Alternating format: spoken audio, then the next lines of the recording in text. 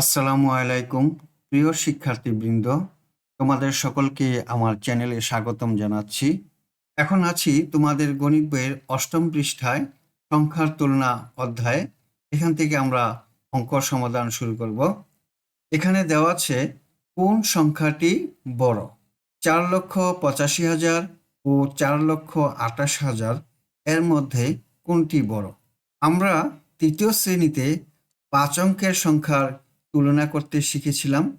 মনে পড়েছে, আমরা এক এক করে বড় স্থান থেকে ছোট স্থান তুলনা করব।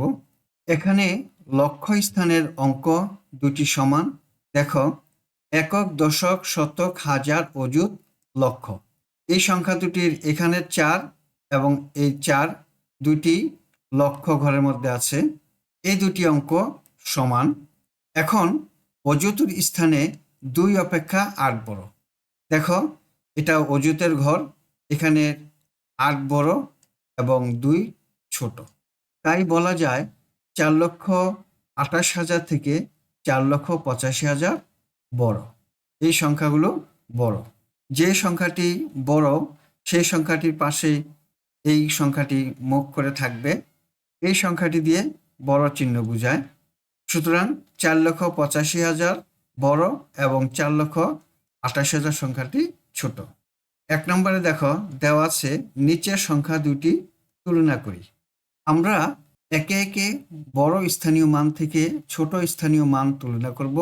প্রথমে নিযুতের স্থান, এরপর লক্ষের স্থান, এরপর অযুতের স্থান, এরপর হাজারের স্থান, এরপর শতকের স্থান, এরপর দশকের স্থান এবং সবশেষে এককের স্থান।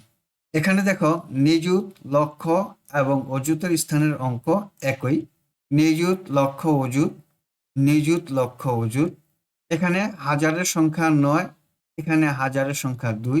তাই আমরা বলতে পারি এই সংখ্যাটি হলো বড় আর এই সংখ্যাটি ছোট। যেহেতু এই সংখ্যাটি বড় এবং এই সংখ্যাটি ছোট, তাই আমরা এই বড় চিহ্ন বসিয়ে বোঝাতে পারি যে এই সংখ্যাটি বড়। এখন 2 নম্বর অঙ্কটি দেখি। নিচের সংখ্যাগুলো তুলনা করি এবং খালি ঘরে ছোট বা বড় চিহ্ন বসাই।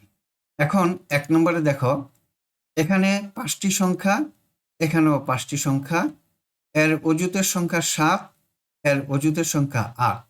তাই আমরা বলতে পারি ৭৬,৪০০ সংখ্যাটি ৮৬,৪০০ সংখ্যা থেকে ছোট। তাই আমরা এই চিহ্ন বসাই, ছোট চিহ্ন। এই চিহ্নটির মুখ যেই সংখ্যার দিকে থাকবে সেই সংখ্যাটি হলো বড়, আর পিছন দিকটা যেই দিকে থাকবে সেই সংখ্যাটি হলো ছোট। এবার 2 নম্বর অঙ্ক দেখি। এখানেও 6টি সংখ্যা, এখানেও 6টি সংখ্যা। এখানে প্রথম দুইটি সংখ্যা 7, 6, এর প্রথম দুইটি সংখ্যা 7, 6। এর হাজারের সংখ্যা 5, এর হাজারের সংখ্যা 9। তাই আমরা বলতে পারি এই সংখ্যাটি বড় এবং এই সংখ্যাটি ছোট। তাহলে আমরা চিহ্ন বসাই, ছোট চিহ্ন। এবার 3 নম্বরে দেখো, আমরা সংখ্যা গণনা করব। আগে কয়টি সংখ্যা আছে? এখানে 7টি সংখ্যা আছে, এখানেও 7টি সংখ্যা আছে। এর প্রথম 5টি সংখ্যা 4, 5, 7, 2, 3। এর প্রথম 5টি সংখ্যা 4, 5, 7, 2, 3, একই সংখ্যা। এর দশকের সংখ্যা 1, এর দশকের সংখ্যা 6। তাহলে আমরা বলতে পারি এই সংখ্যাটি বড় এবং এই সংখ্যাটি ছোট। তাই আমরা ছোট চিহ্ন বসাই। এবার 4 নম্বর দেখো, এর 8টি সংখ্যা, এর 8টি সংখ্যা। এর প্রথম সংখ্যা 2, এর প্রথম সংখ্যা 2। এর দ্বিতীয় সংখ্যা 7, এর দ্বিতীয় সংখ্যা 8। তাই আমরা বলতে পারি এই সংখ্যাটি বড়। তাই আমরা এই চিহ্ন বসাই, এই সংখ্যাটি থেকে ছোট। এখানে দেখো, এই সংখ্যাগুলো আর এই সংখ্যাগুলো একই সংখ্যার সমান, আর একক সংখ্যা 2 আর একক সংখ্যা 9। এই সংখ্যাগুলো বড় আর এই সংখ্যাগুলো ছোট। তাই আমরা ছোট চিহ্ন বসাই। এবার 6 নাম্বার দেখো, এখানেও 8টি সংখ্যা, এখানেও 8টি সংখ্যা। এর প্রথম সংখ্যা 3, এর প্রথম সংখ্যা 6। সুতরাং এই সংখ্যাটি বড় এবং এই সংখ্যাটি ছোট। তাই আমরা ছোট চিহ্ন বসাই। এখানে দেওয়া আছে ৩৯,০০০ ও ৩,৭১,০২০ এর মধ্যে কোনটি বড়। আমার মনে হচ্ছে ৩৯,০০০ সংখ্যাটি ৩,৭১,০২০ থেকে বড়, কারণ ৭ থেকে ৯ বড়। অপেক্ষা করো, আমরা মাঝে মাঝে বড় সংখ্যা ভুল করি। চলো সংখ্যাগুলো সঠিক স্থানে বসাই অথবা কমা দিই। দেখো আমরা এখানে গণনা করি কয়টি সংখ্যা, ১, ২, ৩, ৪, ৫। তাহলে এখানে কয়টি সংখ্যা? ৫টি সংখ্যা। আর এখানে কয়টি সংখ্যা? ১, ২, ৩, ৪, ৫, ৬।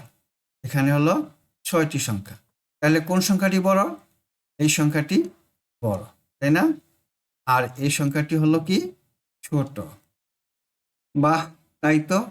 এখানে অঙ্ক সংখ্যা ভিন্ন। স্পষ্টই বোঝা যাচ্ছে যে ৩৭১০২০ সংখ্যাটি ৩৯৩০ থেকে বড়। তাই এখানে এই বড় চিহ্ন বসানো হলো। বন্ধুরা মনে রাখবা, যেই সংখ্যার দিকে এই মুখটি হা করা থাকে সেই সংখ্যাটি হলো বড়, আর এই চিহ্নের পিছনের দিকটা যেই সংখ্যার দিকে থাকে সেই সংখ্যাটি হলো ছোট। চলো সংখ্যা রেখায় সংখ্যা দুটি চিহ্নিত করি এবং তুলনা করি। এখানে দেখো, এই দাগের মাথায় দেওয়া আছে 0, এখানে দেওয়া আছে 1 লক্ষ, এখানে 2 লক্ষ, এখানে 3 লক্ষ, এখানে 4 লক্ষ। তাহলে এই ঘরে কি বসবে আর এই ঘরে কি বসবে? এখানে আছে 10টি দাগ, প্রতি দাগের পার্থক্য কত? 10,000 করে। তাহলে এই ঘরে বসবে কত? 10, 20, 30, 40। এখানে বসবে হলো 40,000। এই ঘরে কত বসবে? 10, 20, 30, 40, 50, 60, 70। এখানে হলো 70,000। তাহলে 3 লাখ আর 70,000 যোগ করলে কত হয়? 3,70,000। দুইটি সংখ্যা তুলনার পদ্ধতি। 1 নম্বর দেওয়া আছে, যে সংখ্যায় অঙ্কের সংখ্যা বেশি সেটি বৃহত্তর, অর্থাৎ বড়।